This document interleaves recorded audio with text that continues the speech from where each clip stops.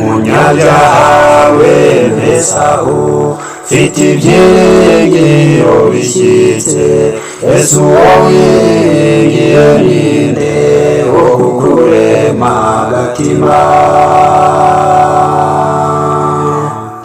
munyabyaha wene Esawu mfite ibyiringiro bishyitse Yesu wiringiye ninde wo kukurema agatima Yewe mfite umukiza ni Yesu Yewe mfite umukiza niwe ningiye wenyine Yewe mfite umukiza ni Yesu Yewe mfite umukiza niwe ningiye wenyine Aruhu cyangwa hashize iyo watewe n'agahinda ukumva uzinutswe kubaho ninde ujya uguhumuriza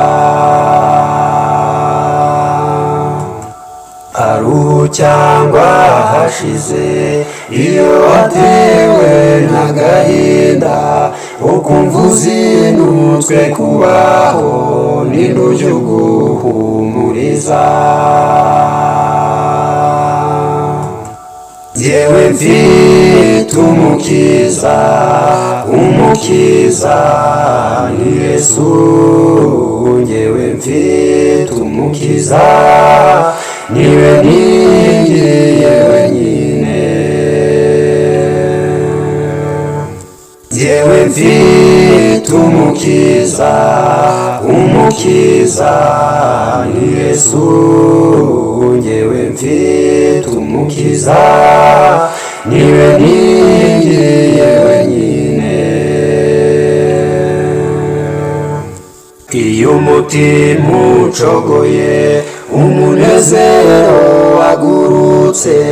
n'ijwi guhoza se wiyambaza iyihe nshuti Iyo umutima ucogoye umunezero wagurutse n'ijwi guhoza se wiyambaza iyihe nshuti Yewe mfite umukiza ni Yesu Yewe mfite umukiza niwe ningiye wenyine Yewe mfite umukiza ni Yesu Yewe mfite umukiza niwe ningiye wenyine Iyo wibaza ibizaba iyo uniwe washobewe impande zose habuditse umucyo wawe uzava he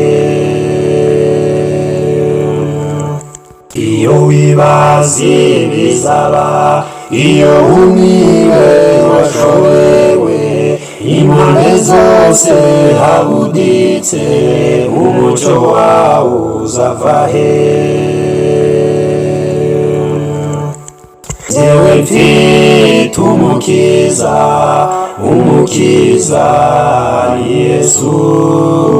Yewe mfite umukiza niwe nyenyeri y'umuseke Yewe mfite umukiza ni Yesu